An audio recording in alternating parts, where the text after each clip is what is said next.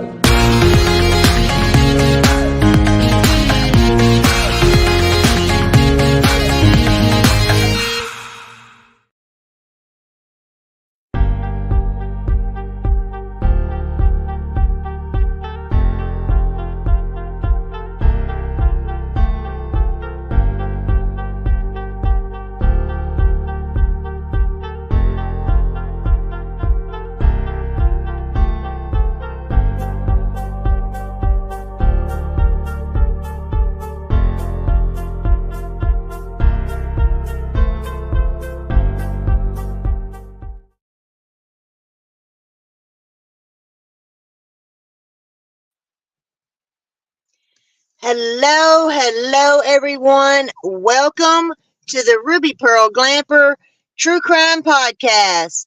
My name is Amy. Welcome to my show. I hope everyone is doing all right this Thursday evening.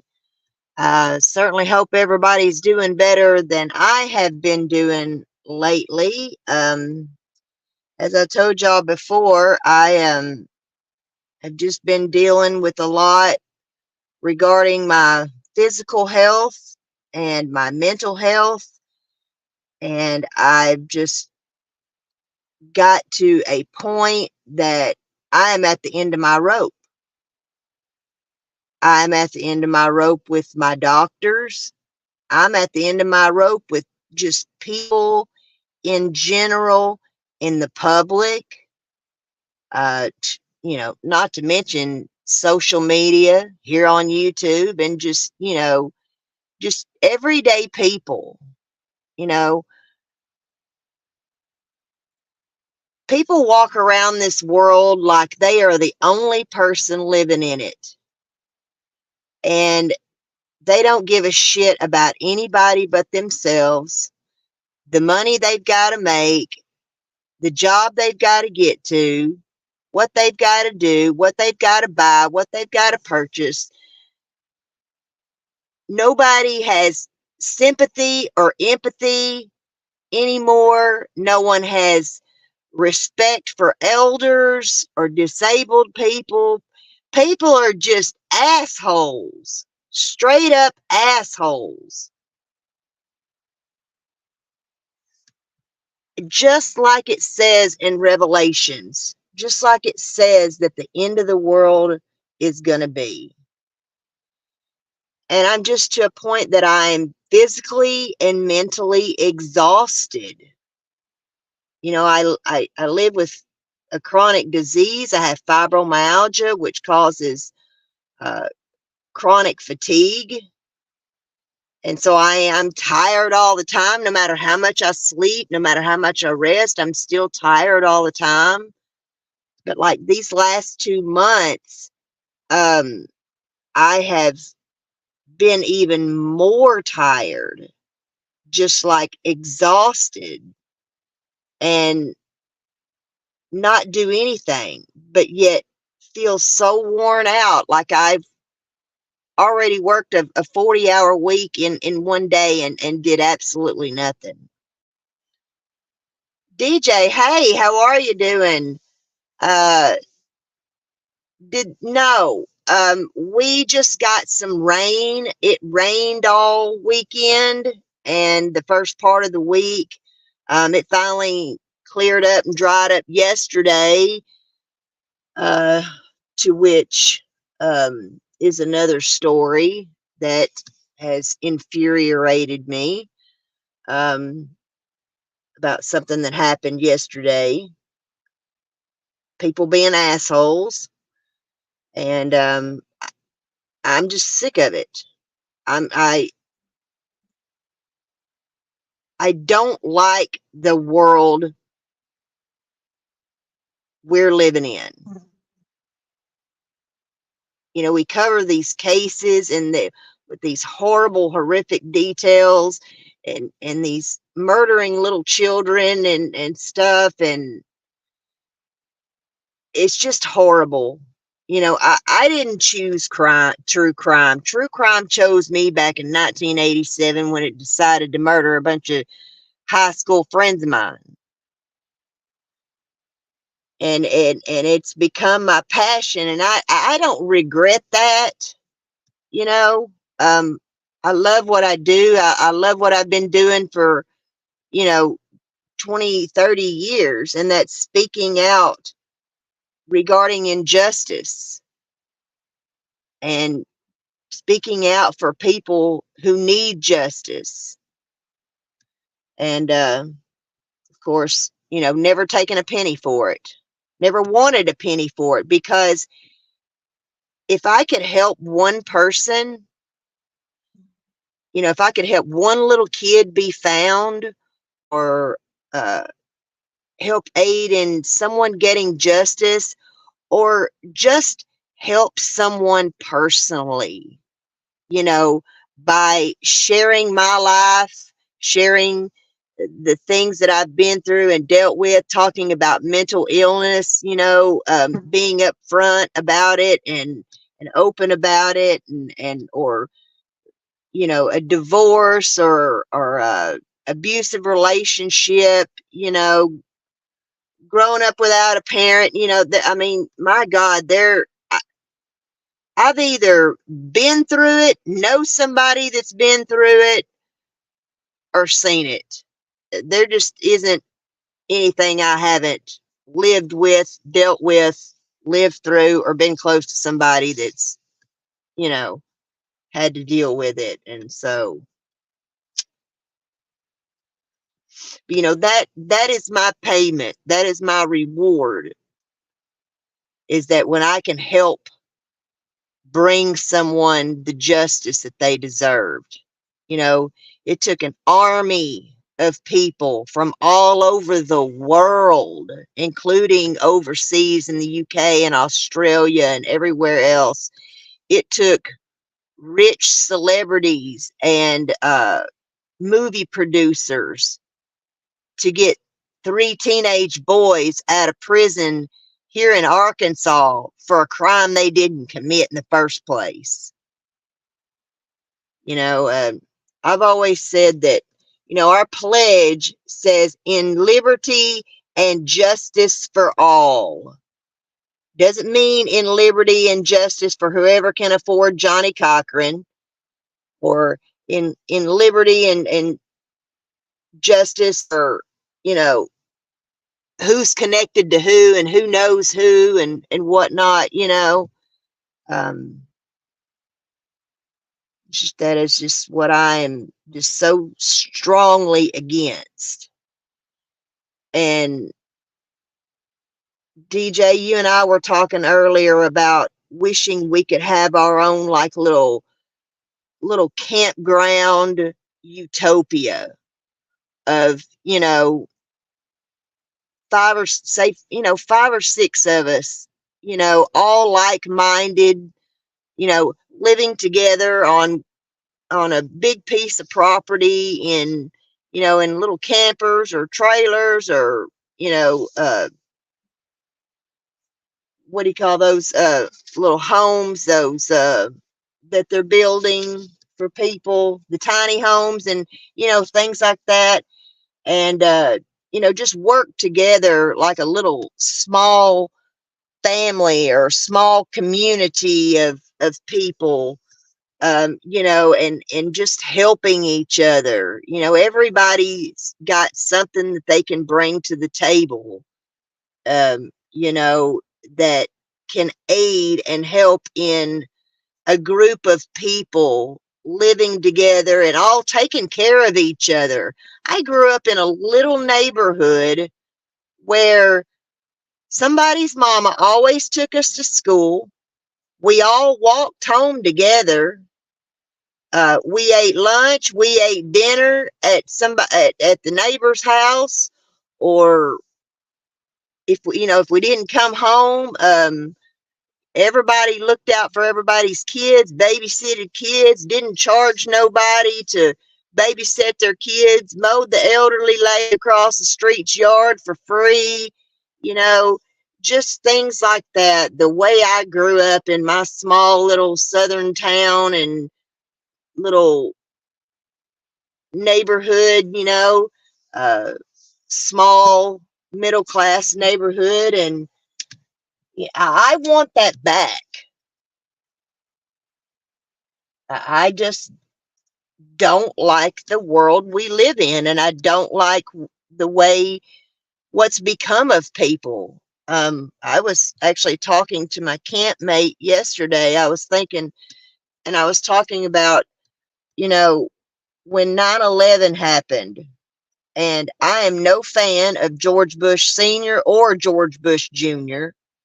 Um, but George Bush Jr. was our president, when 9/11 happened and everything, and he, what you can believe whatever you want to about 9/11, whether it was Osama bin Laden, whether it was our own government inside job, whether the whole thing was fake and then people are still alive, or whatever it is you want to believe. But when we got caught off guard like that, he referred to us as the American people. We were the American people. He addressed the American people. He didn't address the white people. He didn't address the black community. He didn't address the LGBT community or the feminist community or whatever. We were all Americans, and we all bleed red. And it was a time to come together and, more or less be an American family again. And after that is when things took a turn for the worse. Exactly, DJ. I believe that myself. I never looked at him as oh God, no, we can't have, a black president or anything like that. That never, none of that ever bothered me. I didn't care what color that man's skin was, and furthermore, don't care if if you're a woman or not. If you're the right person for the job, you're a good person for the job. Then I'm going, and I like your values, and I like your the things that you want to do and for the American people and whatnot, then you're going to get my vote. And I gave him his chance. I gave Barack Obama his chance, and he blew it with me. So, that's just how I feel about that. Nothing ever had anything to do with his race and you know what? I don't really care if Michelle Obama is a man or a woman. I don't care if her name's Michelle or Michael, but just be honest about it. But, that is when everything took a turn for the worse, and we, started being pushed into this major division because, I've said this a million times, and I am by no means whatsoever, do not fucking get it twisted. I am not a Hitler supporter or a Hitler sympathist or anything like that.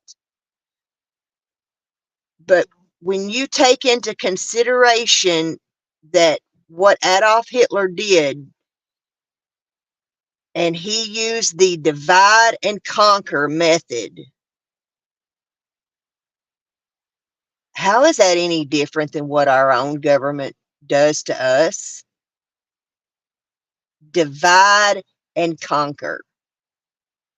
Because God forbid if we were to all come together and be on the same page and say, hey, we're Americans again. We're not black. We're not white. We're not transgender. We're not feminist. We're not LGBTQ. We're Americans. We're just going to continue to fall apart, and we're going to destroy ourselves. I don't think we got to worry about Russia or China destroying us. I believe we will fully destroy our own selves. And, that's just the way I feel about it and whatnot. But let's I would say let's move on to a better topic, but unfortunately our topic tonight, of course, is one of the things that has caused me to just not be able to stand or understand, for that matter, how in the hell we got here. I understand it's not an easy explanation. There's a lot of variables that caused us to get from where we were to where we are now. But, unfortunately, we have a epidemic on our hands of parents killing their children. And we've got an epidemic on our hands of children falling through the cracks of the CPS system, and something's got to be done about it. And it can't be no just Republicans on it or a few Democrats on it and some, this is something that everybody's got to come together on. I don't see how there can be any argument about needing to fix the cracks and leaks and, things that are wrong in our Department of Human Services and Child Protective Services. There,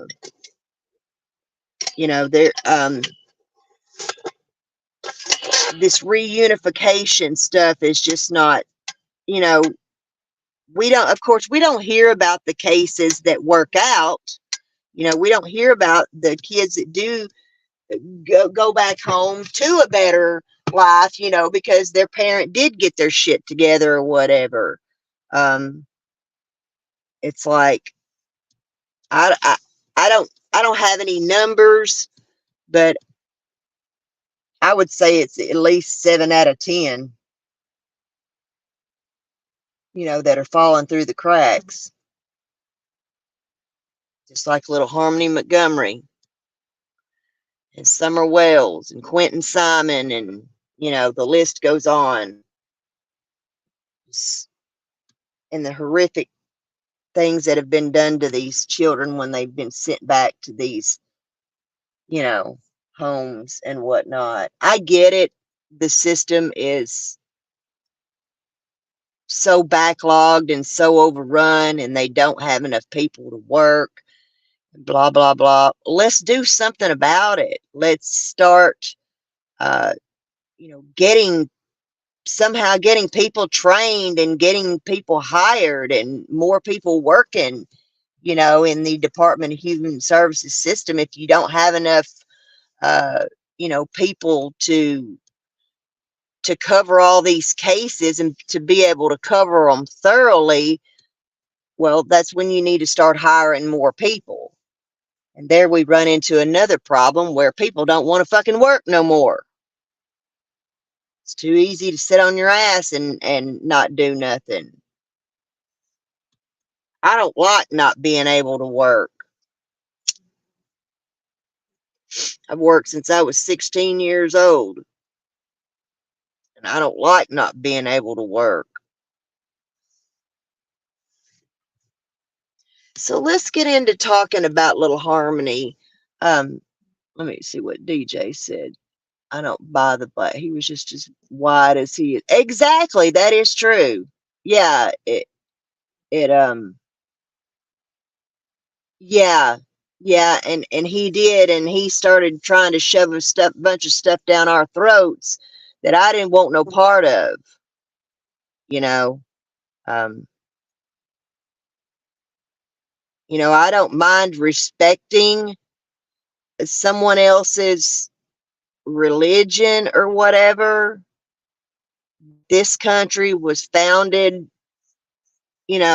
on the Bible, and it was founded on, the Ten Commandments of the Bible, and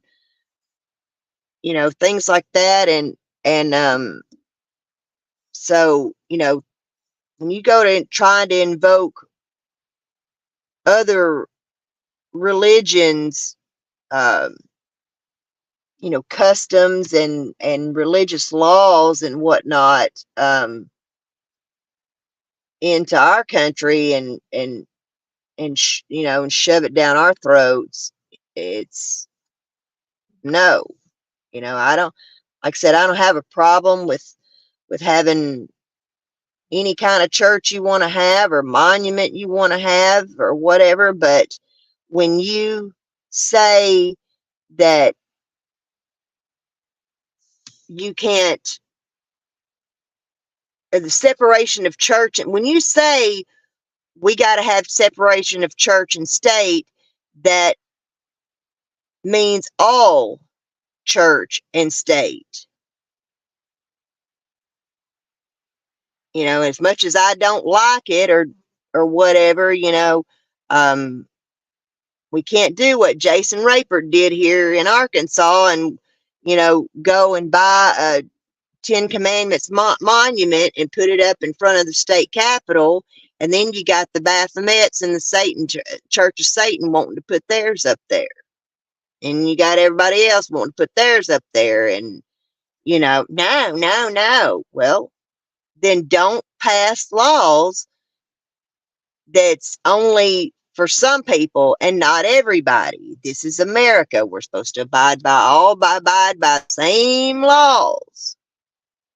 So let's get into talking about little Harmony. Um, oh my God, this case is just so horrific, and what that little girl went through. I find it hard to even wish what Harmony went through on my worst enemy. It's just absolutely sickening. And when I left off in part two, Kayla was on the stand. Now I do apologize that I haven't been live and these last couple of days covering the trial testimony and everything. But like I said, I get up early because this is on East Coast time. So I get up early and the trial starts, and then it's through by the afternoon, but I'm just like, it's almost, I'm exhausted. It's like I've worked all day and all I've done is sit here and watch a televised trial.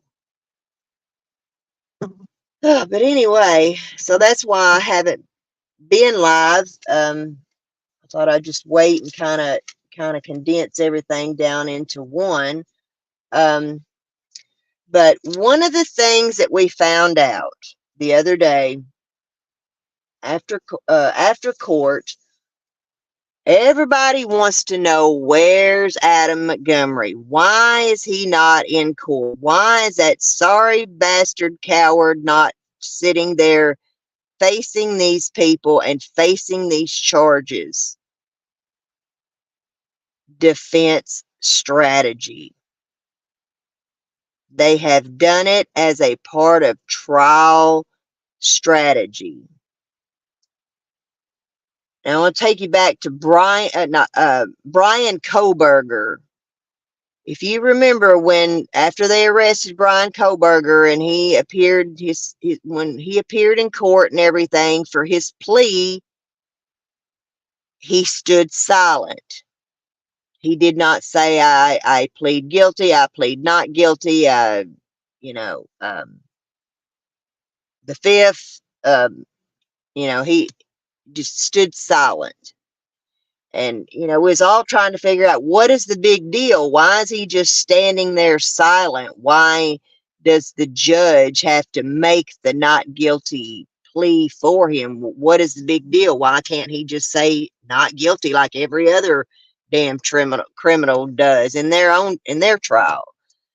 But it's a part of a trial strategy, because it's like you're disconnecting yourself from these charges.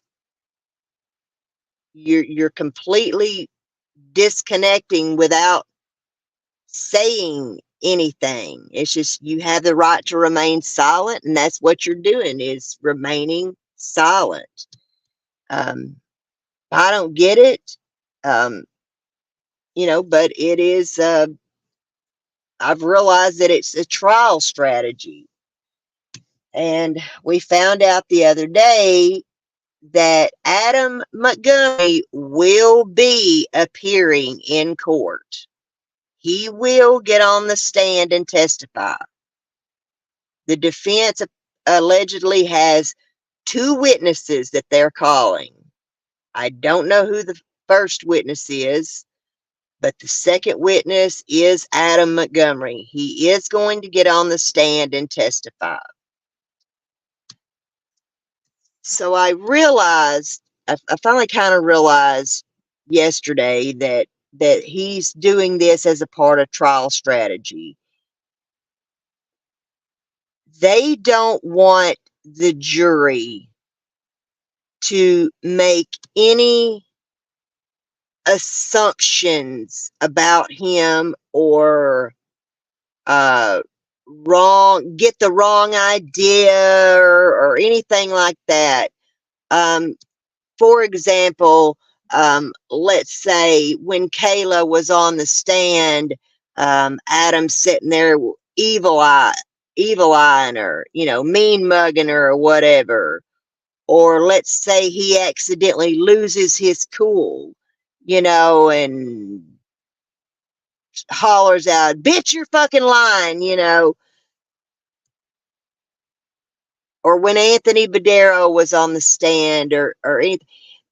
I think they wanted the jury not to see any kind of reaction, or temperament, or any kind of emotion whatsoever,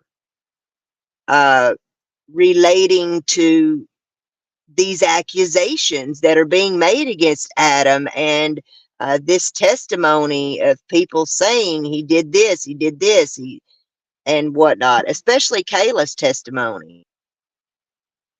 And from what I understand, he apparently just hated Crystal's guts.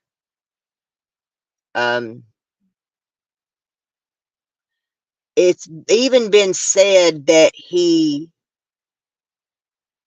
had stated he hated Harmony because Harmony looked just like her mother.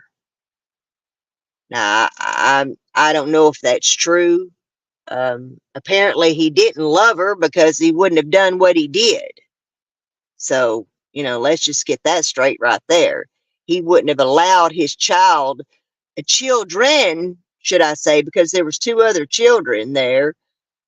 He wouldn't have allowed them to live the way that they did, and selling their food stamps for drugs so he and Kayla could get high. And the children are living in a car. They're not being bathed properly.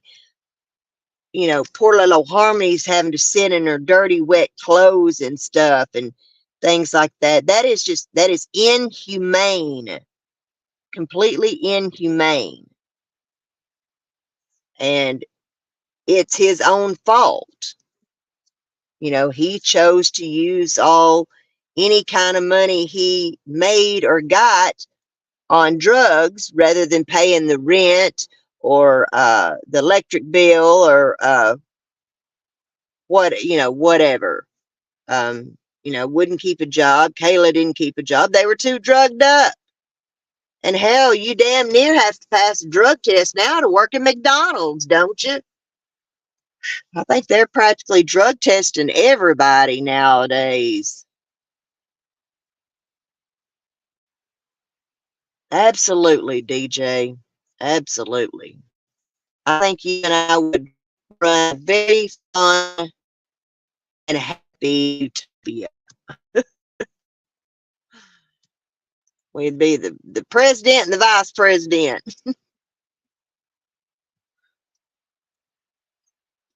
So anyway, that is what they're doing.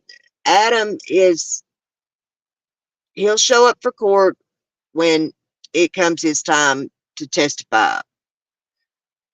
And I got a feeling that he is going to come in there with some Denzel Washington, Tom Hanks, Tommy Lee Jones, Oscar winning performance. I have no doubt in my mind he is going to get up on that stand and put on an Oscar winning performance of how Kayla did this and how he helped cover it up and he's taking the fall for her so that she could be with her children and whatnot, and the children wouldn't be without their mother. All this, so much love and sacrifice for your children and your wife and everything. Please, we're talking about beating a 5-year-old child to death. you know wasn't nobody trying to do the right thing in any of this. So,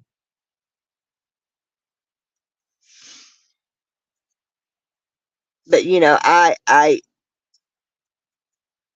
just fully believe that that's the defense strategy, is that they wanted to disconnect him from all that trial testimony, and so that the jury could not see any reaction to anyone's testimony, or him sitting there, like I said, mean mugging Crystal or Kayla's mother or Anthony Badero or anybody, for that matter, but especially the people who had been in his life and whatnot. Um, so that's my take on that. I've never seen this type of trial strategy before, but whatever.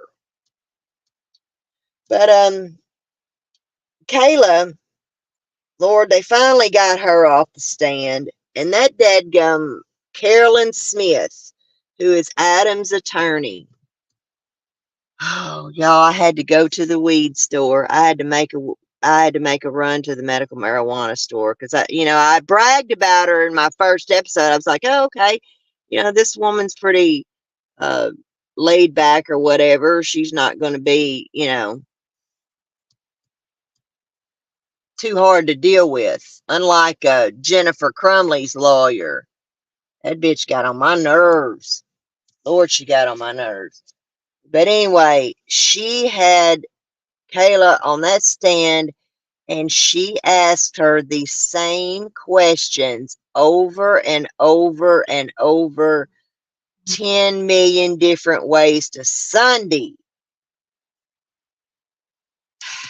But then finally got her off the stand, got to moving along, and Anthony Badero, um, who was their drug dealer, he also allowed them to live in his car for a couple of days there in the parking lot at the apartment complex that he was living at and whatnot. And we got to see a little little bit of Juan Martinez and Jody Arias back and forth for 17 days. Uh, Anthony Madero was not going to let Carolyn Smith get it twisted and or try to twist his words or whatever. And he flat said, "Look, lady, it is this. Not, don't twist my words, and you're not going to, you know." I know what you're doing, basically. You're trying to trip me up and you're trying to get me to say, don't twist my words, lady. I want to help who find out who killed this little girl. I mean, he just flat out said it. He said, I am here to help the prosecution or whoever to find out who killed this little girl. And I was like, well, I guess he told you. And then yesterday and today has been pretty much all the evidence being entered in, and DNA people, toxicology, fingerprint people, luminol, the detectives who searched the car and took in all the evidence and what not. They've had them, on the stand these last couple of days and whatnot, and it really, was sad when they got into, showing the air vent, not air vents, but the ceiling tiles and stuff in the little place that they were at the homeless shelter they were staying at. And he was keeping Harmony's remains in a bag up in the ceiling tiles. So when they got to that and you see the stains, from where her little body decomposition and whatnot, and you see that, and you see that bag, and you see that cooler and whatnot, it is atrocious. And I wish to God they were able to go for the death penalty after him, because if anybody in the world, if there's a case for the death penalty, this is it. I don't know how Massachusetts law works, or I'm sorry, not Massachusetts, New Hampshire law works. I don't know if they have a 3-strike law. I don't know if they will be able to enter into evidence all of Adam's prior charges and prior convictions and whatnot. They've certainly used them against every person who's got up there and testified. So why shouldn't his prior criminal record be admitted in court? And will that have any effect on, let's say, enhancing the number of years they give him? Because he is a career criminal. Can they, enhance his time? Because this is somebody that doesn't deserve to ever see the light of day again. He's committed numerous crimes, and now he is, committed second-degree murder and, like I said, done the horrific things that he did, that he should never walk the face of the earth again. Just plain and simple. Just lock him up and throw away the key. You should have kept him locked up a long time ago. But that's, another thing about the criminal justice system is it's just a swinging door. You go in, you do your 5-year bid, your 7-year bid, and whatever, and you get out and you're right back. It's just a revolving door. I had an old boyfriend who worked out at Alexander Youth Services Center here in Arkansas, which was where you went as a juvenile. Some juveniles went, like Jason Baldwin. He was only 16 years old when they were convicted, but he went straight to adult prison. Whereas the two boys that shot up West, is it Westbrook or West Side Middle School? It's in Jonesboro too. Anyway, these two boys that shot up school, which happened a year before Columbine, they went to Alexander Youth Services Center. I had an old boyfriend that worked out there, and his mother, for that matter, for years. And he told me, he said, most of the kids there are repeat offenders because they have it better there than they've got it at home. Their life at home was worse. So, it's just, it's what keeps the prisons running. But there wasn't too much as far as the evidence goes that was disputed or anything like that. There was a moment when we realized that one of the guys who was processing the car he was a detective. He had been a detective for a while, but he was training in DNA and collecting DNA and doing the luminol and all that kind of stuff, that he was training. And I thought, oh shit, they're fixing to make mincemeat out of him. But they didn't. Thank God Johnny Cochran wasn't on the case, because he'd have made mincemeat out of that guy. But so like I said, there hasn't really been anything disputed. It's just these the witnesses who have gotten on the stand to testify regarding the last time they saw Harmony or didn't see Harmony, or whether there was anything wrong with her, or what.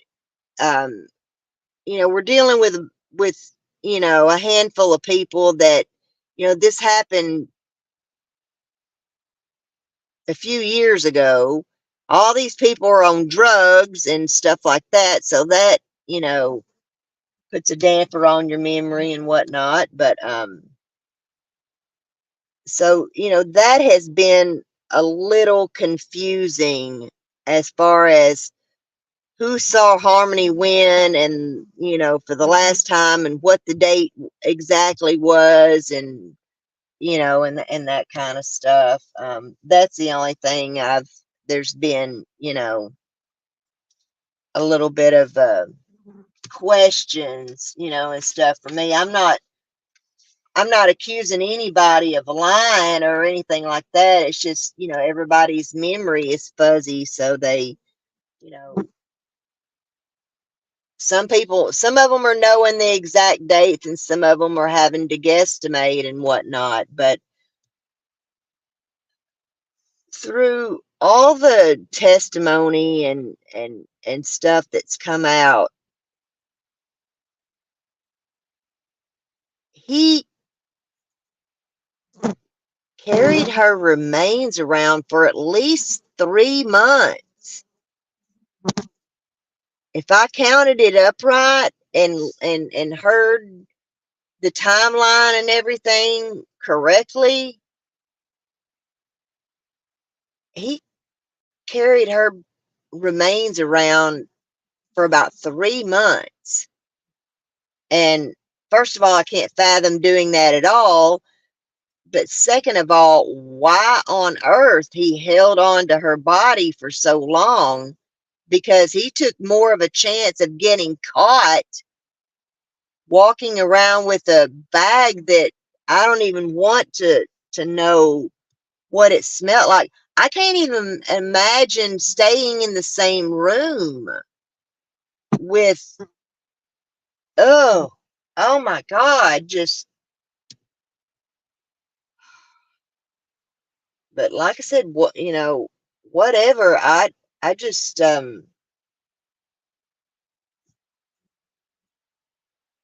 man, this is just a hard pill to swallow all the way around. I don't understand any of it, and how Kayla continued to stay with him and have her two children, in the same room, in the same car, eh, with their deceased sister.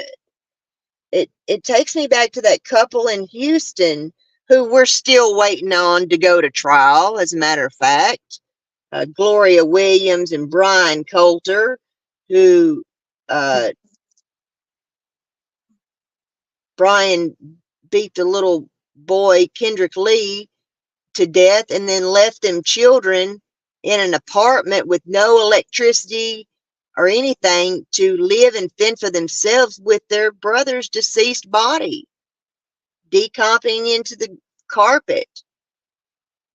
And, people there in the apartment complex were seeing this one little boy and they were giving him food day after day after day after day. And nobody ever did a thing. Nobody ever went to check and see, what's going on with this kid? Why is this kid asking me for food every day? Why is this kid, hungry? See something, say something. I get it. Some people don't want to get in nobody's business. Some people don't want to snitch on other people or whatnot, but this went on for a year that those little boys were in that apartment with their deceased brother. Just absolutely sickening people. Ugh. I just, I can't fathom it. And this world is just infested. It is infested like cockroaches, like head lice, like fire ants, just infested with evil and just infested with sorry ass worthless people like Adam Montgomery and Kayla Montgomery.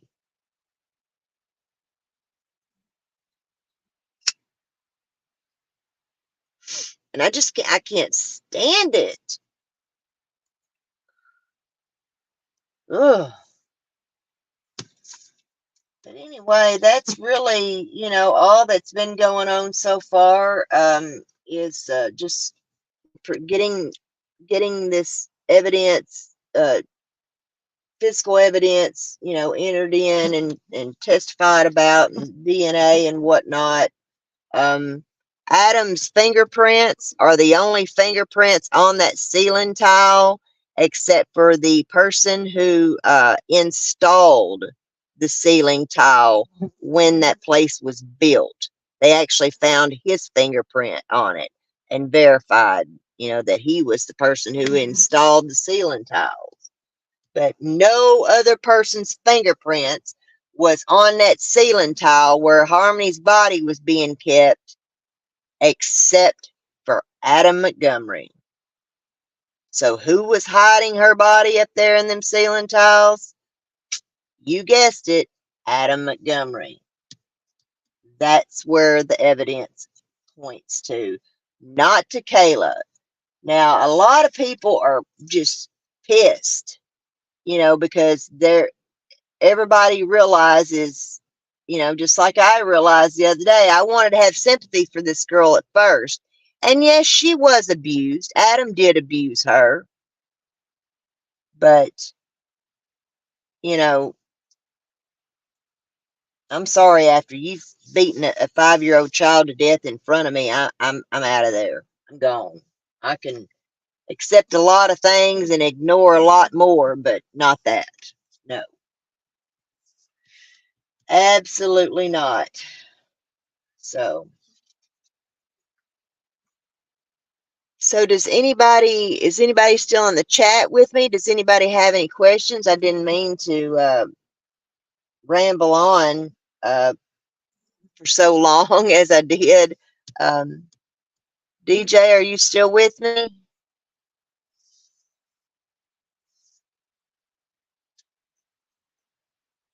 Anywho, that is really, like I said, about all, you know, there is to catch up on, as far as the Adam Montgomery trial goes. Tomorrow is Friday, so I don't know how many more witnesses the state has to call, but I feel like they're getting close to resting this lady that testified today. She she testified about, regarding the abuse and whatnot, that she saw of Adam abusing Kayla, as well as the guy who rented the U-Haul for him, that he allegedly took Harmony's body finally and disposed of. Why he had to rent a U-Haul, I have no idea, but um, anyway, I that part I don't really quite understand. Um, I don't know if they were moving some other stuff or what, but anyway, he drove 33 miles. It was guesstimated about 33 miles wherever he went in that truck. It was 33 miles. So he disposed of Harmony somewhere within a 30-mile radius of where he picked that truck up from, basically. But depending on where he disposed of her remains at, we don't know if they're gone with the wind or, buried somewhere, or that, you know, that if he told us where it was, we would be able to find anything or what. But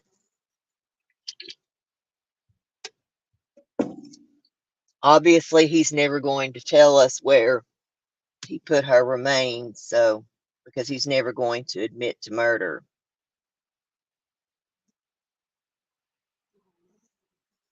So, it will definitely be interesting when he gets on that stand. And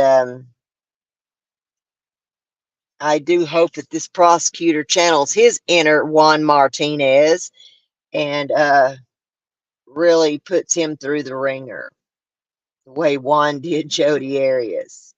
I really, really hope to see him put Adam through the damn ringer for this. Well, I guess that's about all I have for this evening. Like I said, I'm really tired and exhausted mentally, physically, and um, I think I'm going to watch a little TV and head on to bed, and whatnot. So um, I will be back, uh, maybe this weekend or Monday. Like I said, just gonna have to see how tomorrow goes, and see, hopefully maybe the state will rest tomorrow, and then by Monday we'll get started with whatever witness that they're calling, and then Adam, Adam Montgomery will be called to the stand. And I'm very anxious, like I said, to hear and see his big Oscar-winning performance of how he gets up there and tells how Kayla did all this.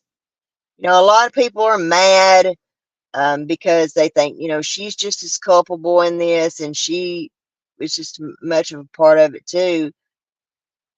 That's true, and she should do time for it too. But unfortunately, you know, sometimes you have to do what you got to do, and she turned state's evidence against him and got a deal, and you know, it is what it is. However, they can still arrest her on charges, um, because if they find out that she lied about anything in this trial, they can come back and go ahead and slap some charges on her. So, and they made that very clear, and she knows it. So she better hope she didn't lie, and they find out about it. So, but everyone, have a wonderful night, a wonderful weekend. If I don't see y'all tomorrow, and I will be talking to you again soon. Please, if this happens to be your first time checking out my podcast or whatever, hit the subscribe button, hit the like button. It's free to join, or excuse me, free to subscribe, free to listen, and just help me grow my little channel. You know, I just want, you know, a nice group of people that are interested in true crime, and you know, interested in discussing these cases, and being a voice for these people who need justice, or who have, you know, received injustice, um,